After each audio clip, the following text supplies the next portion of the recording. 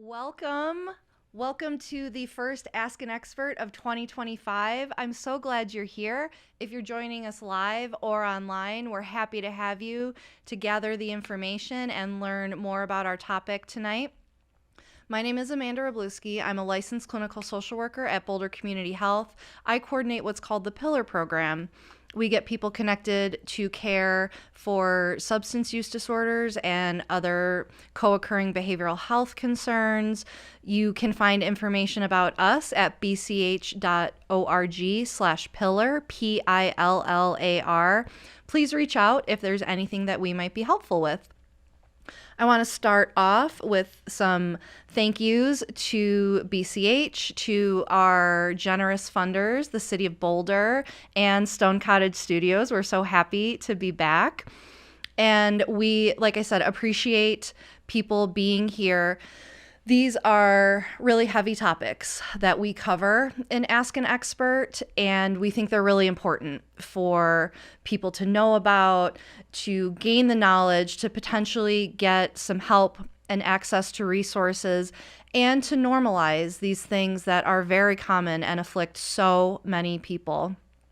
So tonight, we are so thrilled to have Olivia Rigatti from EDCare to tell us more about disordered eating and some of the underlying behavioral health concerns that accompany that, as well as draw some parallels to how it mirrors substance use disorders, goes hand in hand with substance use disorders, and learn more about how we can help someone that's potentially struggling.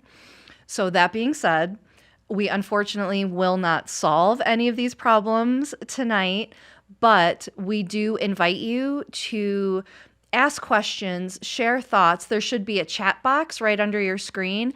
I will be the disembodied voice during this discussion and monitoring the chat. So let the questions fly. We'll make it a discussion. Olivia will answer them as best she can in the moment, and there will certainly be some contact information for things that we can't answer in the moment. Both I'll put mine in the chat as well as Olivia's will be at the end of the slideshow. You can also email me to get access to the slides and the information. So with that, again, we thank you all for being here, and I am going to turn it over to Olivia. Enjoy the conversation.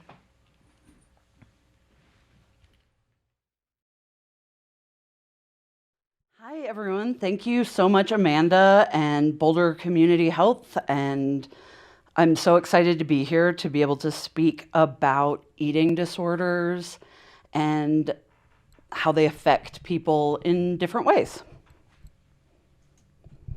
So we're going to start with some true or false, get a little fun. So you can identify someone struggling with an eating disorder by looking at their appearance and observing what they do or do not eat. True or false? The answer is false. So common assumptions around eating disorders are that people who are visibly underweight and or visibly overweight are struggling with an eating disorder. About 70% of those struggling with bulimia nervosa are normal weights. There are people who are struggling with anorexia who are in larger bodies. You don't know what someone's eating and their disorder really looks like. Most of it happens behind closed doors, and it really thrives in isolation. So you're not necessarily seeing a stereotype of the idea of this affluent white woman who is unhealthfully thin. You can really be any shape, any size, any color, any religion. All people are affected by eating disorders. True or false, eating disorders are caused by unhealthy, unrealistic images in the media. And that's false. So while these factors can contribute to the development, the cause are multifactorial. So eating disorders have been around and documented since the 1800s. I'm sure that they are undocumented and have been happening for a very, very long time. But the ideal body image or shape has changed over time. And so it is not specific to looking a certain way. So, true or false? Eating disorders are all about food and body image. False. Oops. So, throughout the illness in an eating disorder, it could start out as a desire to lose weight. It could have nothing to do with losing weight. It could be rooted in trauma. It can be rooted in so many different things that it's not necessarily one specific thing, or that you saw a picture of a very skinny girl on the internet and you want to look like that, or a very buff man on the internet and you want to look like that. It really has little to do with the food eating and your appearance. It can be not a preoccupation necessarily with thinness. There are much, much deeper psychological issues that are going on that lead to someone developing a full-blown eating disorder. Eating disorders are an attempt to call attention to oneself, true or false? And this is false. So I think there's this idea where the concept is that someone is struggling and needing attention and wanting attention for themselves. And so they're going to stop eating and get very skinny so that someone will pay attention to them or people will pay attention to them. And that is not the case normally. People are trying to hide that they have this eating disorder. So sometimes people won't eat around their friends or family anymore because they don't want anyone to see what they're eating, how they're eating it, or just feel really uncomfortable sharing meals in public or with friends, loved ones, colleagues. And then also, and I think this really kind of goes back to substance use disorder as well, and many other mental illnesses. Like, this is not something that someone's choosing to do because they think it's a good idea.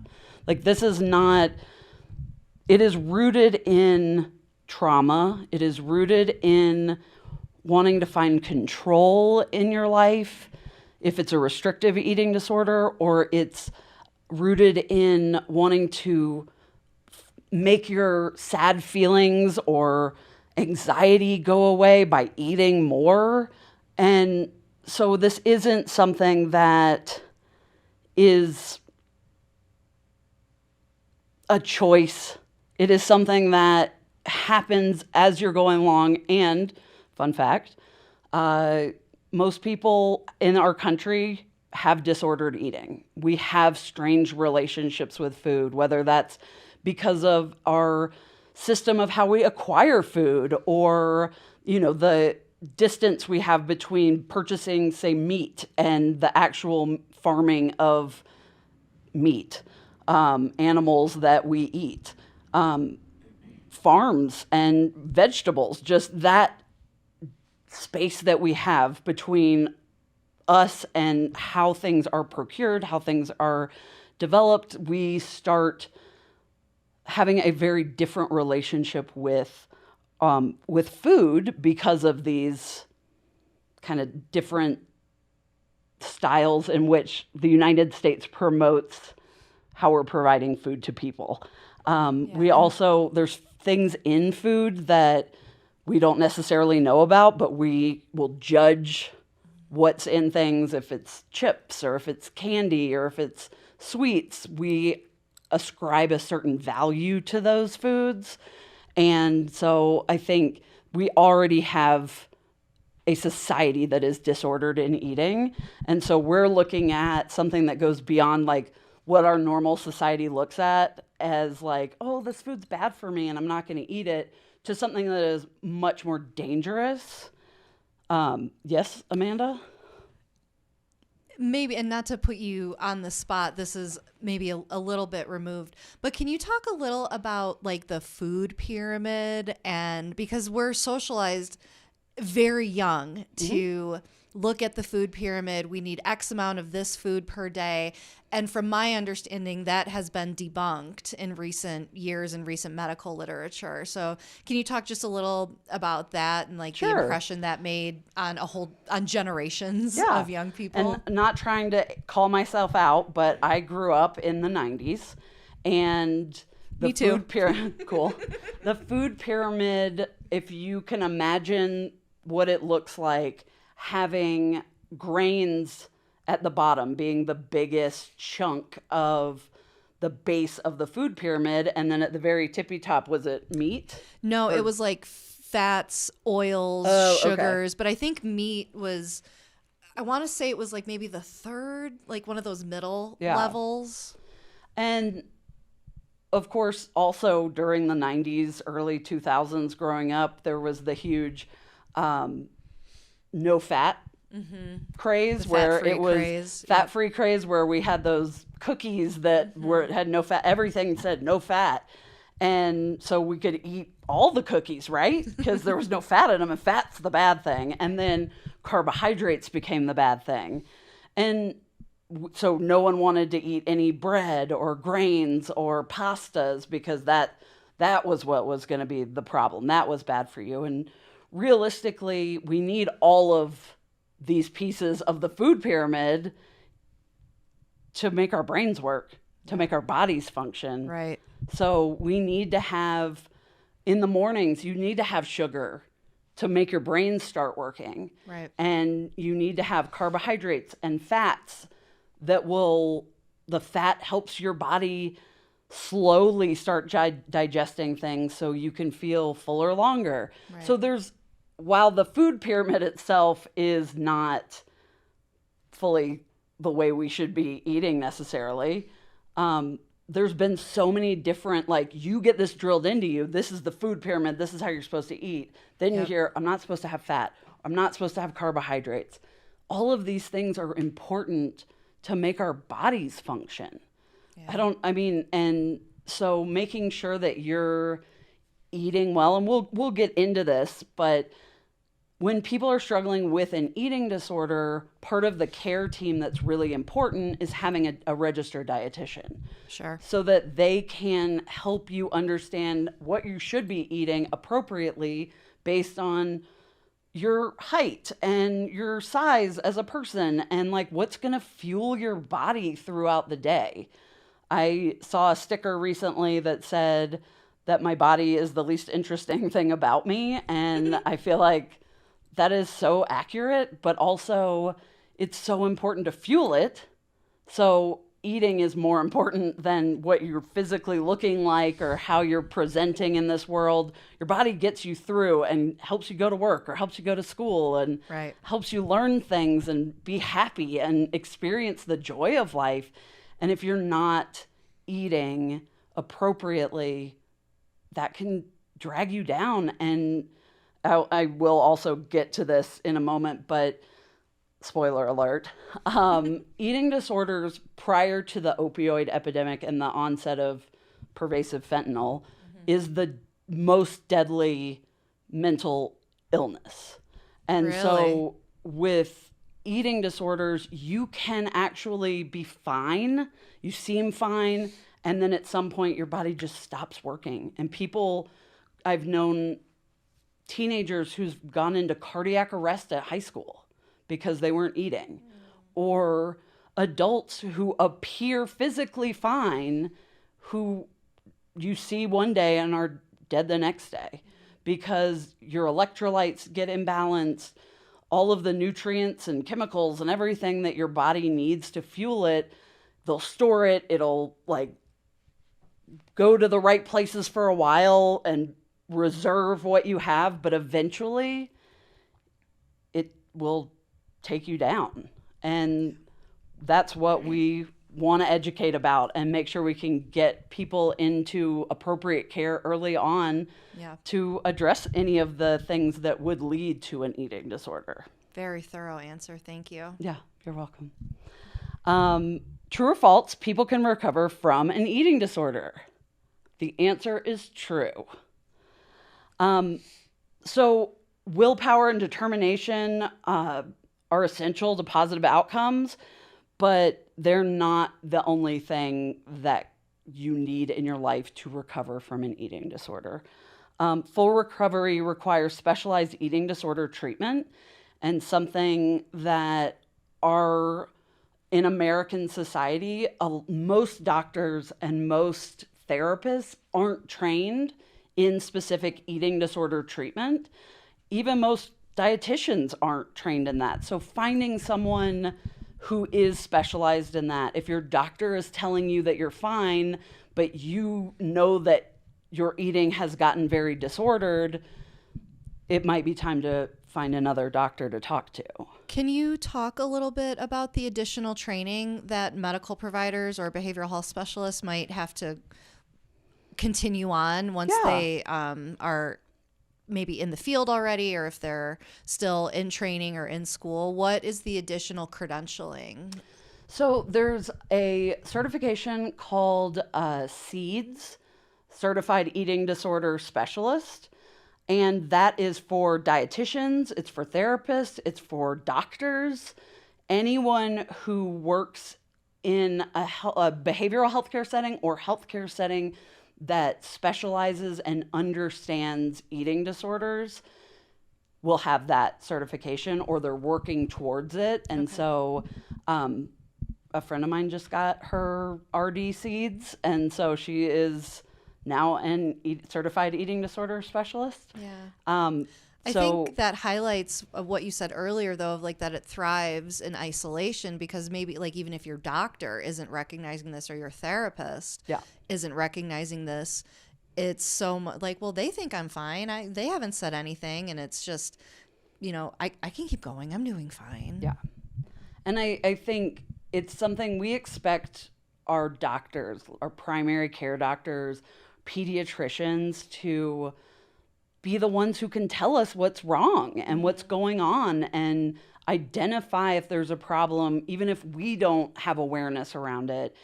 And realistically, there is a very small percentage of physicians in med school, in their residency, fellowships, that get any training at all in eating disorders. And of that training, of that small group of physicians that do get training, it is a very, very limited amount of training. So it is about an hour-long class in medical school.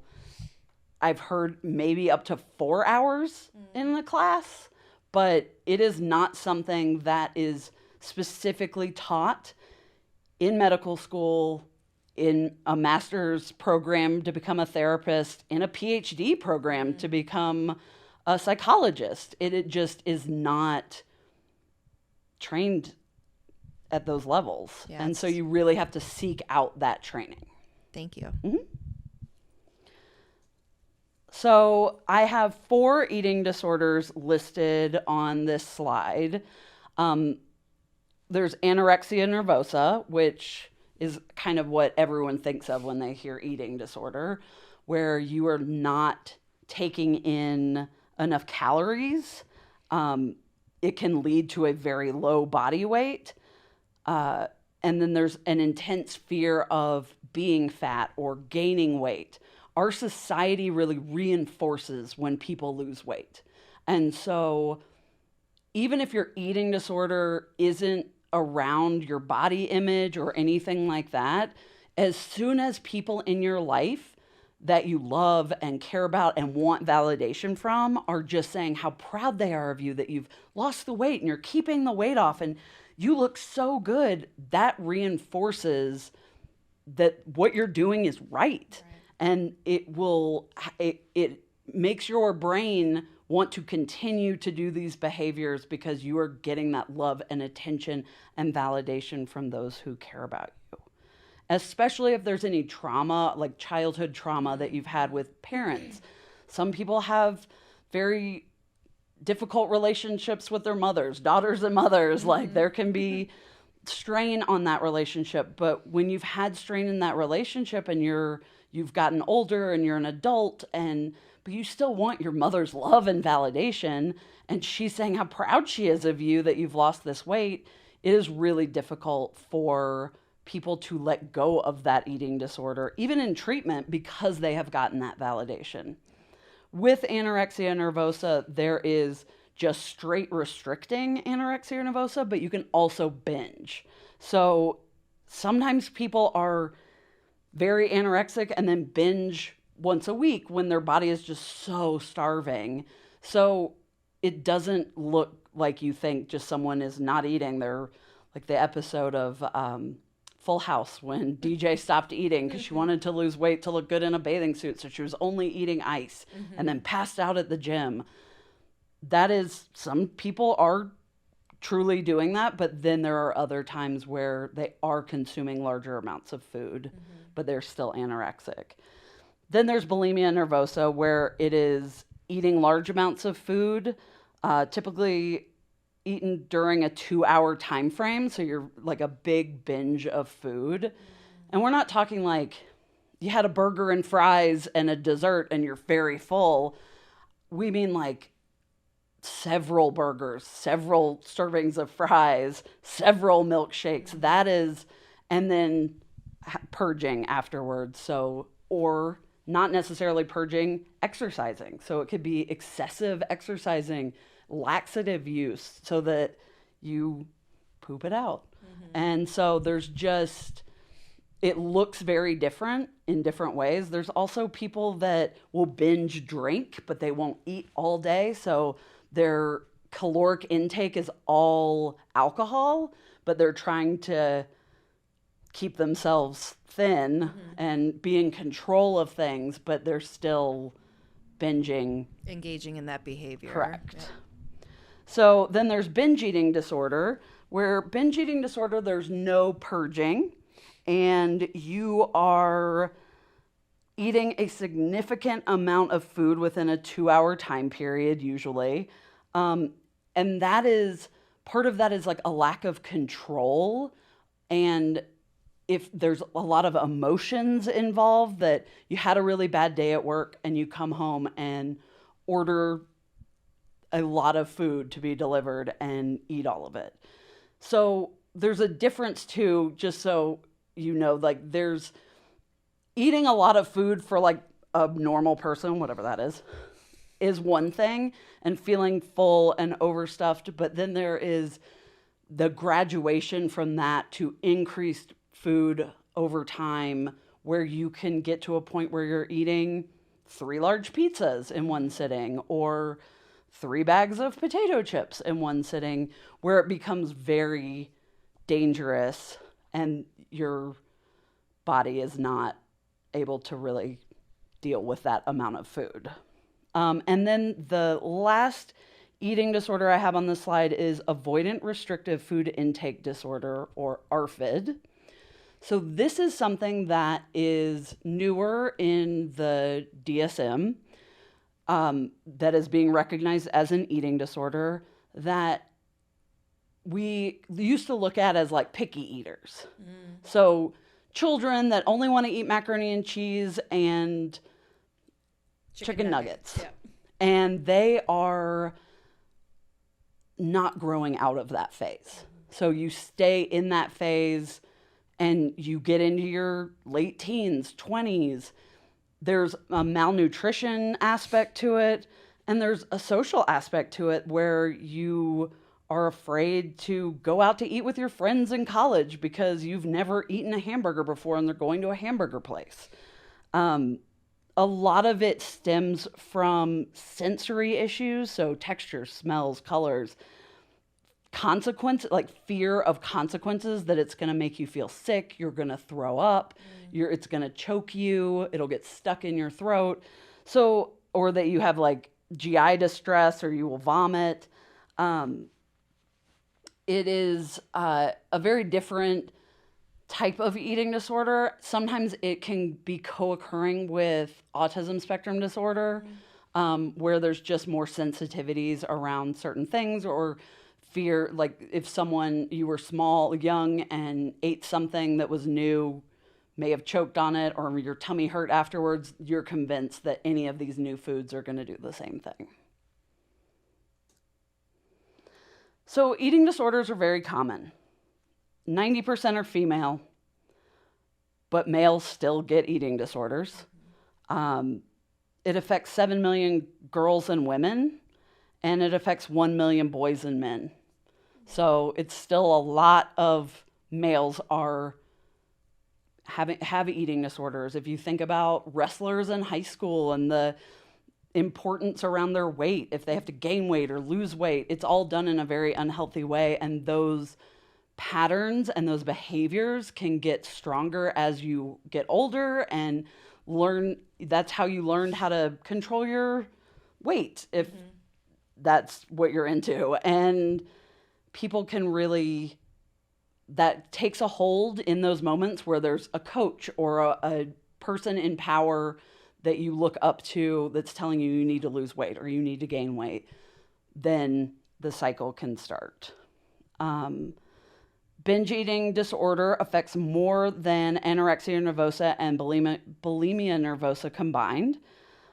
Eating disorders have the highest mortality rate of any mental illness other than with the opioid epidemic.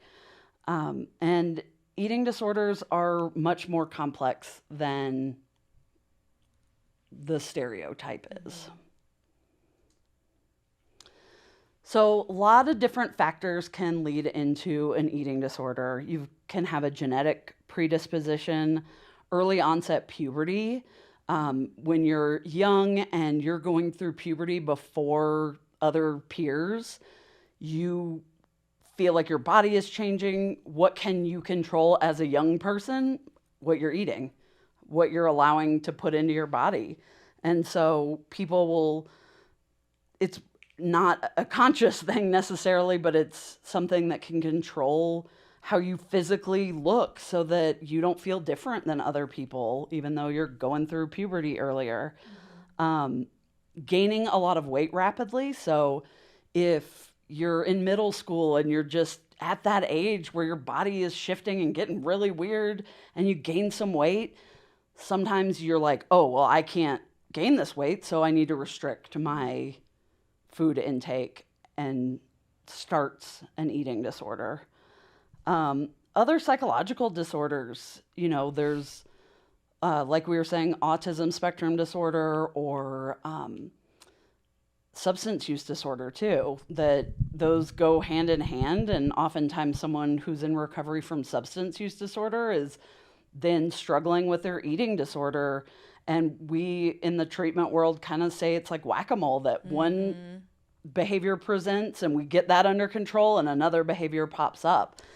Well, and I'm looking at your slide and seeing the overlap between biology, society, and psychology, and just thinking through, people that may be struggling with eating disorders and a use disorder. That Venn diagram is a circle, basically, right? And I don't know if you'll get into this a little later, but like talking with some colleagues about the discussion tonight, working in the substance use world, abstinence is by far, can be one of the goals. Yeah. But working with an eating disorder, that's not true. Right. So like I said, I'm sure you'll get into it when you talk more about the treatment options, but just thinking a little more about that and like how people can develop those healthy relationships with food.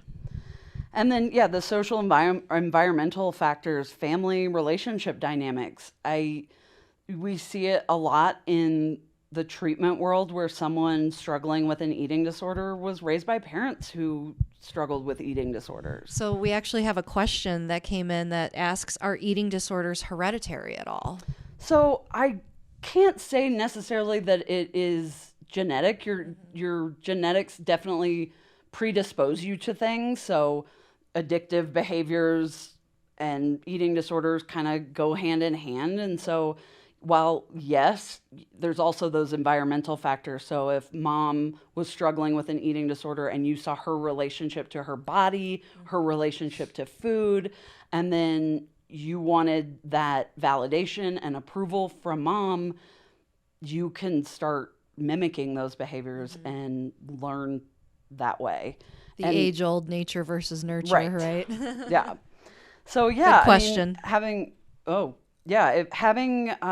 family history of severe dieting, talking about diets all the time, and I know this is so normal in our society and I see it not necessarily at the work that I do in eating disorders, but when I work with my colleagues in substance use treatment, the body shaming that they do for themselves and the shame they have around their appearance for not necessarily valid reasons, in my opinion, but that it's so normalized. And when I started working in eating disorder treatment 10 years ago, it was such a refreshing experience to be able to work in an environment where no one was talking about food in a negative way, where no one was talking about their body in a negative way, where everything was supposed to be very positive around your body and food and fueling your body. And it felt so freeing that you don't have to live your life like this, but our society just really wants us to. Diet culture is $1 billion industry, so we like talking about those things. That's wild. Yes.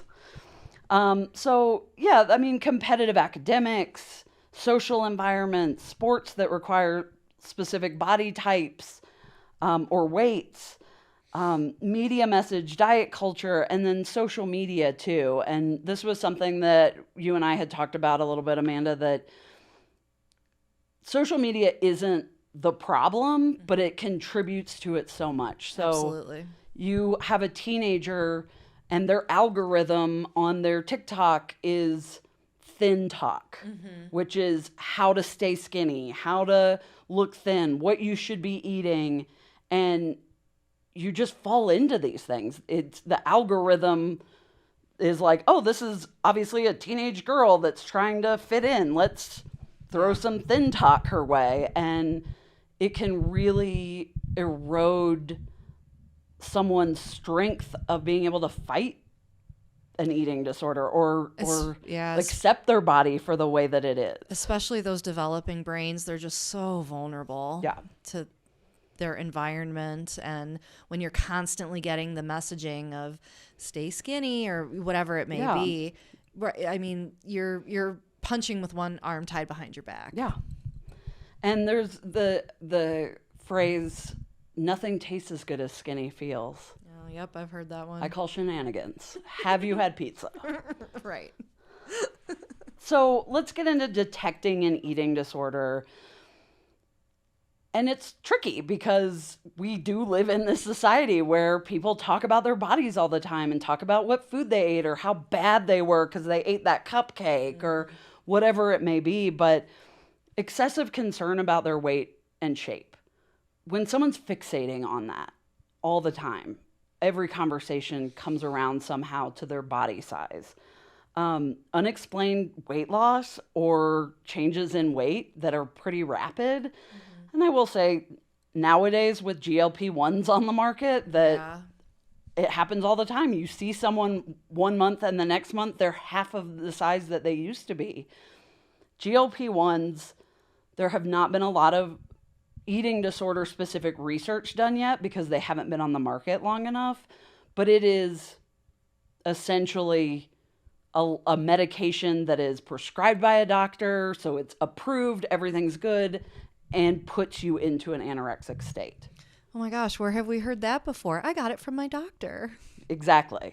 35 years into an opioid epidemic. Exactly. So if you think about it in terms of the opioid epidemic, no bad side effects. It wasn't addictive. Yep.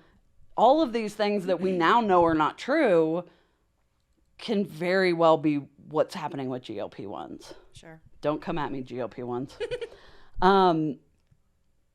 Let's see, what else do we have in here? Skipping meals.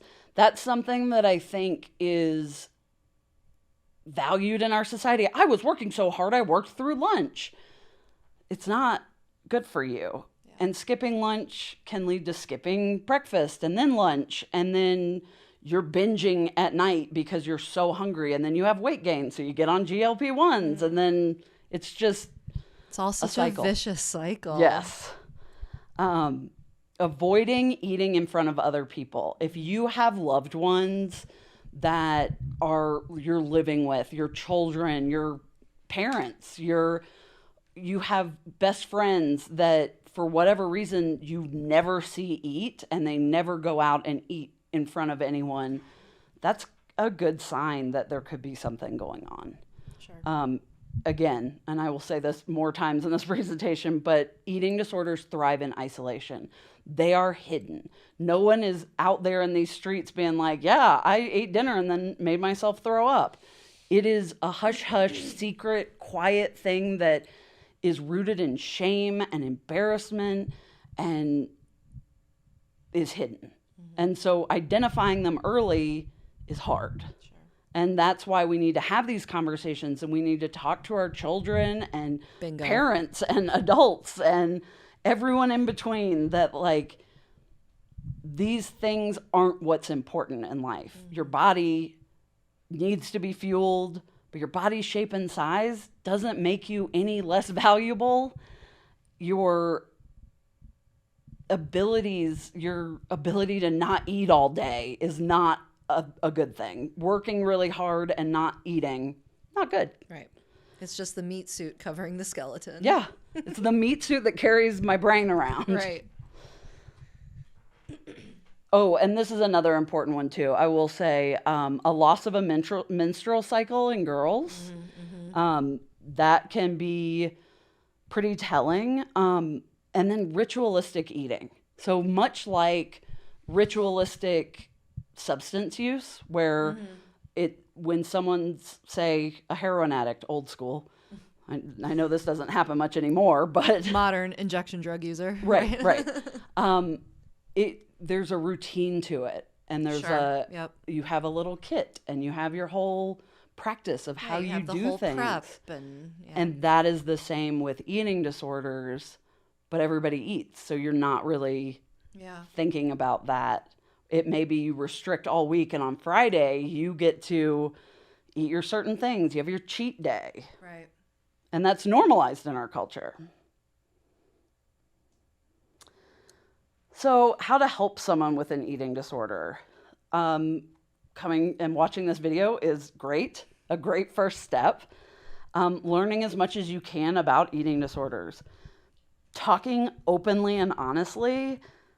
And I think about it, and I don't know, Amanda, if you guys have done a QPR training or anything, but QPR training around suicidality, question, persuade, refer. Mm-hmm. I think of talking about anything mental illness related, eating disorder related, substance abuse related, or substance misuse, that we need to have these conversations. We need to open up about these things. Mm-hmm. Hey, when we had breakfast this morning, I saw you just pushed food around. Are you doing okay? Mm-hmm. Are you not eating? Having those direct conversations, and sometimes people are going to get mad, or their shame is going to be triggered.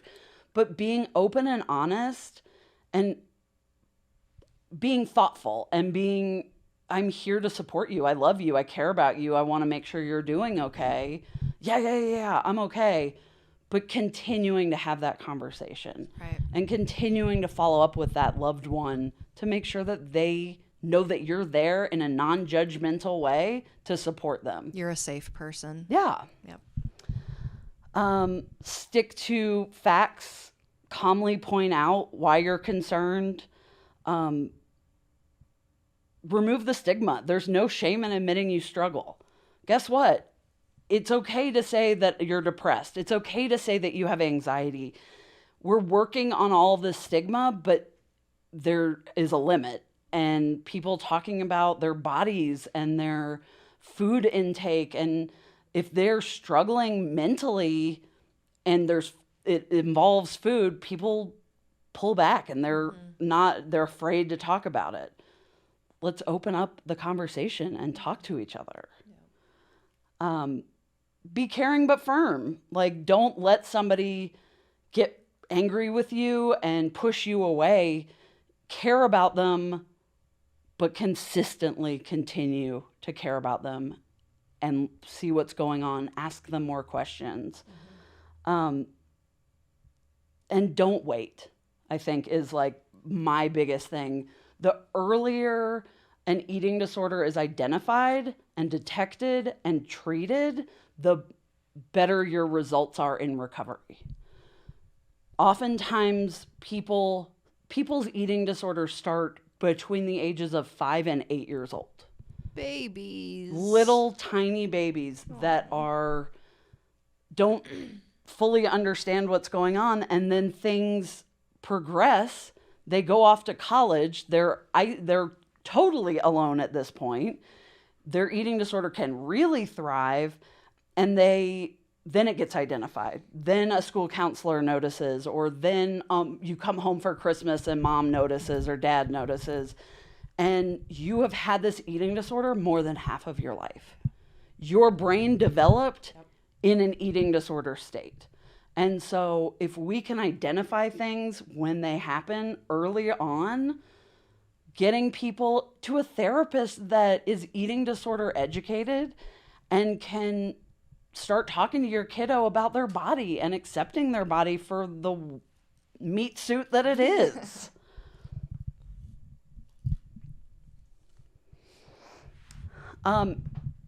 Eating disorders function as a coping tool, so much like substance use.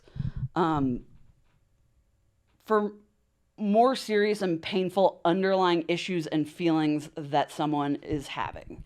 So it isn't, again, like we said, it can morph into controlling your body, but it doesn't necessarily start out that way, especially when it's a 5-year-old and 8-year-old. They're not, it's not about, I got to be the thinnest, prettiest girl on the block or the prettiest boy on the block. It's, this is what I can control in a world of chaos that I'm living in. Right. And that doesn't mean that you as a parent are the problem. Little brains perceive things differently, and we don't know what we said or did, but they see it in a different way than our intention was. And then their brain develops in that way. So getting people some help early on. No shame in therapy. Love therapy. I go every week. And no shame in seeking therapy for your children. Again, I don't think it can be stated strongly enough that that does not mean you in any way, shape, or form are a failure as a parent or even anything in that realm. It's showing that, okay, there's a problem, we can recognize it, and we can overcome it.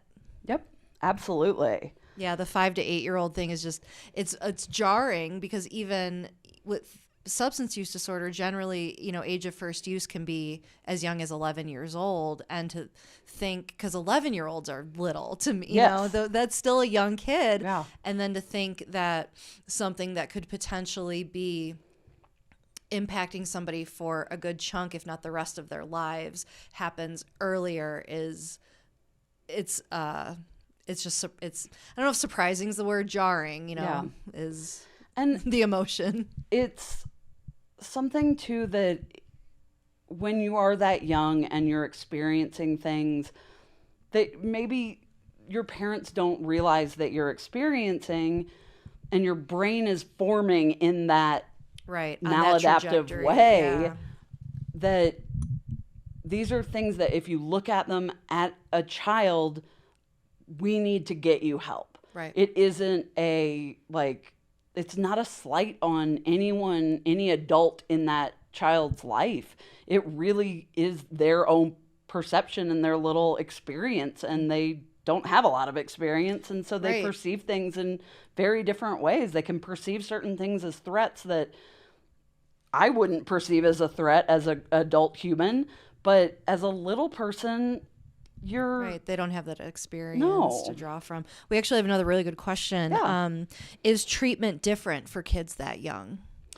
So treatment is different for kids that young. It is hard to find a treatment facility that it will accept people under the age of 8. Okay. And then it varies based on the treatment center or the acuity of what's going on with the kiddo. But an 8-year-old, I've seen 8-year-olds in treatment with feeding tubes, and it's heartbreaking, but those kids are thriving. They're getting the nutrition they need to get their brain to work appropriately. I very vividly see them in this treatment center. I was touring once, and they were just so happy to see other people and wanted to like talk to everybody and just be kids. Right. And I think the earlier you can address it, the more likely you are for being able to heal completely. I have a really good friend of mine who had an eating disorder as a young woman, was in Children's Hospital.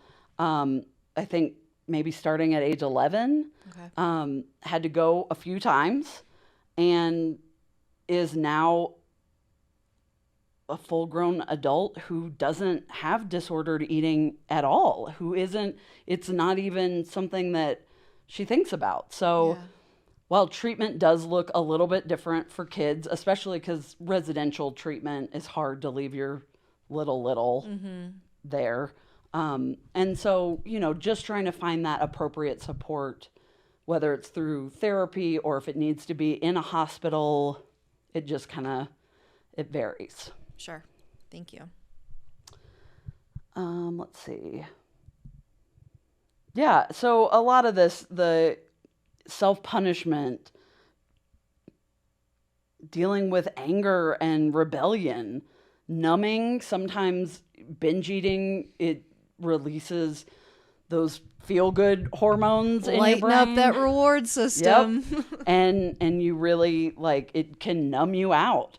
And I've heard cheese, if you eat a lot of cheese, it reacts in your brain the same way cocaine does. So you think I buy it? Yeah. Avoiding maturing. So a lot of individuals in the LGBTQ plus space struggle with eating disorders disproportionately to non-LGBTQ plus members.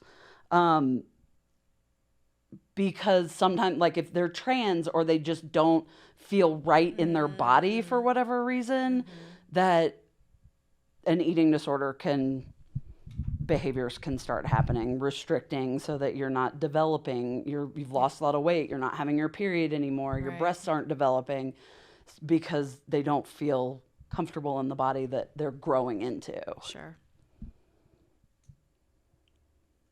Uh-oh. I can't make my PowerPoint go. Oh, there we go. So best way to help someone is with early diagnosis. Again, reiterating the fact that most doctors do not understand eating disorders. I talk to a lot of doctors, primary care, pediatricians, and oftentimes hear, I do not feel comfortable diagnosing with someone with an eating disorder. I don't want to diagnose this child with an eating disorder. That's where eating disorder treatment centers and therapists that specialize in eating disorders can really come into play and is really helpful because they can do an assessment and identify what's going on and then identify what's the appropriate way to respond to what's going on. What level of care, if they need a higher level of care of treatment, or if outpatient, let's help you refer you to a robust outpatient team with a nutritionist or a registered dietitian, a therapist, a eating disorder informed physician to make sure that you're getting the appropriate care that you need. And so if there was a concerned loved one, especially for a young person, and that was the messaging of from their provider, this is outside of my wheelhouse, I don't feel comfortable, can people then just get in touch and request those? It doesn't need a referral from a provider or anything like that usually. I know it could vary, but it can vary based on insurance.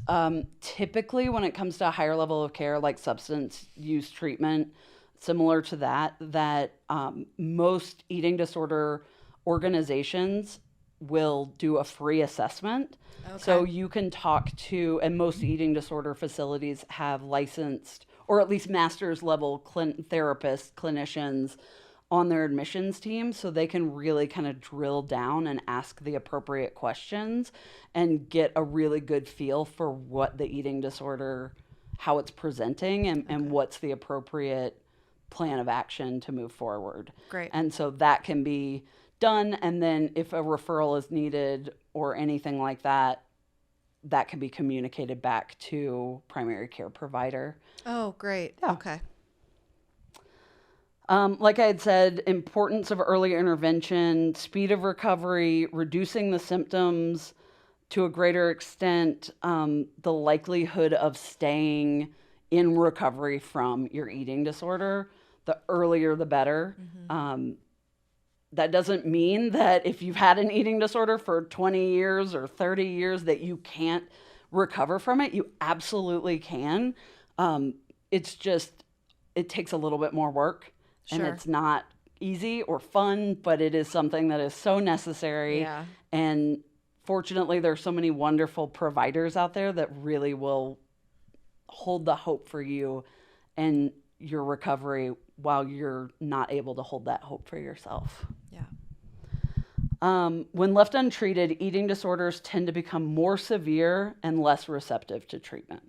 So the more severe they get, the more complicated it gets to treat them. So with eating disorders, if it's earlier on, there's less medical comorbidities.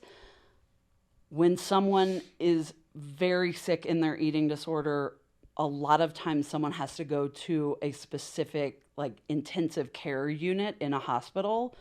We are very blessed in Colorado to have the one ICU medical unit for eating disorder in the country. So there are other hospital systems that have something similar, but Acute Center for Eating Disorders is kind of the gold standard. There's other inpatient hospitalization hospitals that can do eating disorders, but specifically the one here is the best of the best. There's so much good treatment here. Yes, absolutely. And like I was saying, screening for eating disorders improves access to early intervention. So there are tools that are online that through SAMHSA, through NEDA, through different behavioral health and eating disorder nonprofit organizations that you can utilize to determine, or professionals can utilize to determine if an eating disorder is present in someone. So the key goals of treatment are nutritional rehabilitation. So making your brain work again, because if you have been restricting your intake of food, that your brain no longer is working in the same way. Your critical thinking skills aren't there.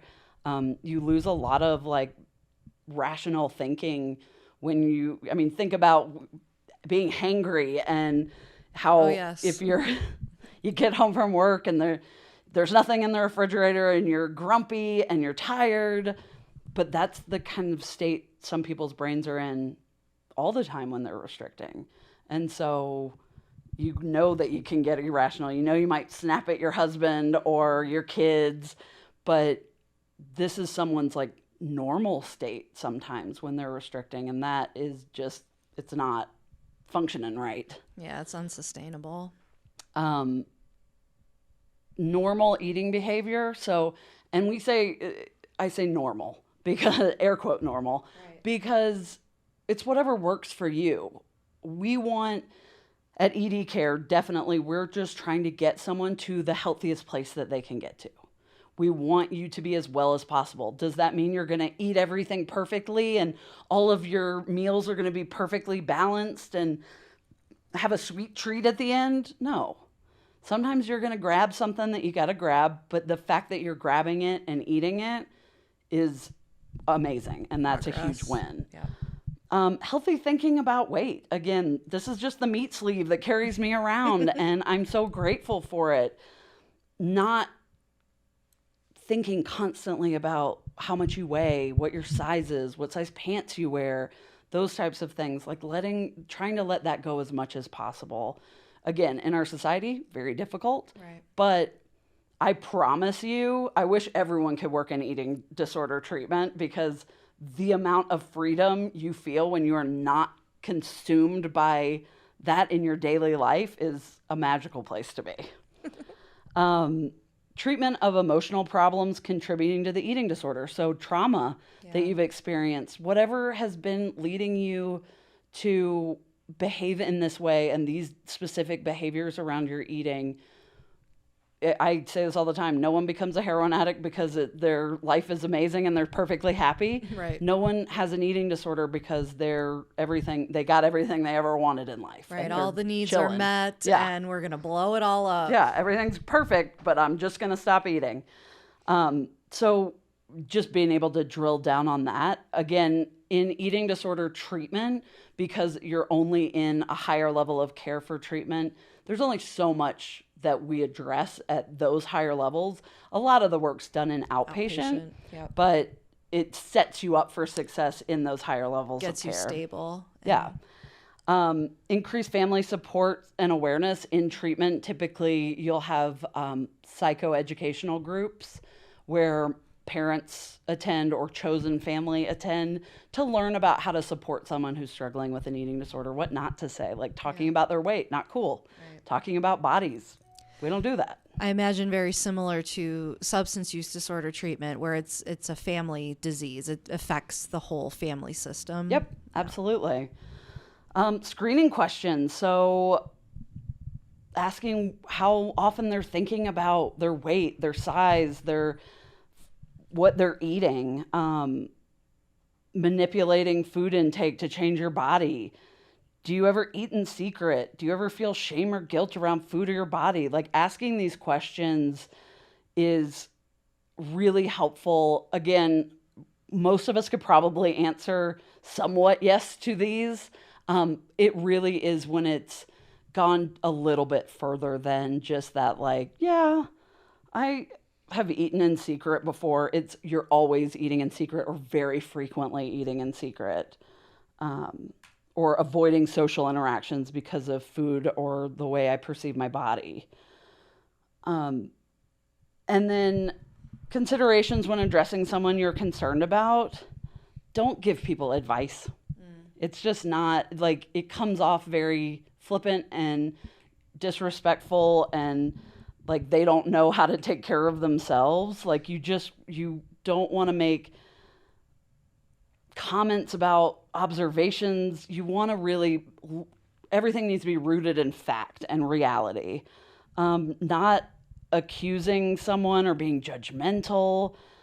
If they start to argue with you, try to de-escalate or pull back or change the subject. Just trying to calmly repeat fact-based observations and being that support person, that they know you aren't judging them and that you care about them. You want to avoid gossiping, avoid policing their activities. You don't want to make people feel like you're their boss of their body or something. You want to make sure that they feel comfortable and safe when having these conversations. And never say you're keeping a secret. That's for substance use. That's for eating disorders. That's for just being a good person in life. Our secrets keep us sick. Our secrets keep us sick. Yes. And you just really want to, if someone's in trouble, if something bad is going on, we're all mandatory reporters in my mind. That, like, you're not going to keep quiet if someone was being abused. You're not going to keep quiet if a child was being abused by your neighbor. You want to make sure that you're getting people help when they need it. Here is a big list of do's and don'ts. You guys are welcome to read this and then come back to the video when it's posted and pause on this, because it's a lot and is very helpful. Essentially, we're not talking about weight. We don't want to talk about size or anything that is reinforcing of the eating disorder, but we also aren't trying to reinforce the shame that they're feeling as well. So for everyone's understanding, levels of care, there's outpatient, so that's just seeing your therapist, your dietitian, your doctor. Intensive outpatient, where you're in treatment 3 hours a day. It could be up to 5 days a week, but typically goes down to 3 days a week. Partial hospitalization in eating disorders, that's 7 days a week. It's considered day treatment. You're there all day. You just don't sleep there. Residential treatment is you are sleeping at the facility and getting treatment there. Inpatient hospitalization, that is like if you are, you go to the emergency room and you're severely dehydrated or you're severely lacking certain nutrition, they will admit you into the hospital. And then there's an acute medical ICU, which is medical stabilization for eating disorder, where you are hooked up to everything, have a feeding tube, are being monitored 24/7, and making sure that you're able to weight restore to a specific place so that you can go into these lower levels of care like residential. We want to interrupt the eating disorder behaviors. Normalize eating. I think that's the trickiest part. Like we were saying earlier, like you can't abstain from food. That's the problem sometimes. So how do we get you to normalize your eating relative to where you're at, and just getting you accustomed to eating on a regular schedule and thinking about food in a little bit different of a way? Healthy thing about your body, all of the things that we've kind of gone over already. And then this is just a little bit about the facility that I work for, EDCare. We've been around for 24 years. We are Joint Commission accredited. We treat all genders 13 years and older, and treat all eating disorders as well. And we're just really focused on individuals and them getting as healthy as they can get. We're an empowerment-based treatment center, so this is our philosophy. Again, you're welcome to pause it and reread this. And then this is my contact info. So if you did have any questions and didn't want to reach out and ask them during the live stream, or if you're watching this at home after we've uploaded it, please feel free to reach out to me. I specifically work for EDCare, but know that I am someone, I work in this field because I want to help connect people to the appropriate places for them to get well. And so I've been working in the eating disorder space off and on for 5 years out of the 10 years I've worked in behavioral health. And I'm more than happy to connect you with people, find resources, support groups, whatever you may need. So please don't hesitate to reach out. I am more than happy to connect you to whatever, or answer any questions that you may have, whatever you need. Wonderful. Thank you, Olivia, so much. This was You're very welcome. Enlightening, and it is such a big topic, and it just touches so many aspects of life. Yeah. We are just a couple minutes over 7, but we've still got a bunch of people online. If there are any last minute questions, we can keep Olivia for a few more minutes. Otherwise, so for this lecture, I did put a link in the chat for our follow-up survey. If you all could please just take maybe 2 more minutes and fill that out. It is such a great way to measure our impact and show our funders and the folks that are supporting this, that we are reaching people and the information is landing and people are getting access to resources. So please, for future lectures, we will have a little link to click that folks can access both during the live stream and the recording. So I apologize, we didn't get that set up this time, but tune in June.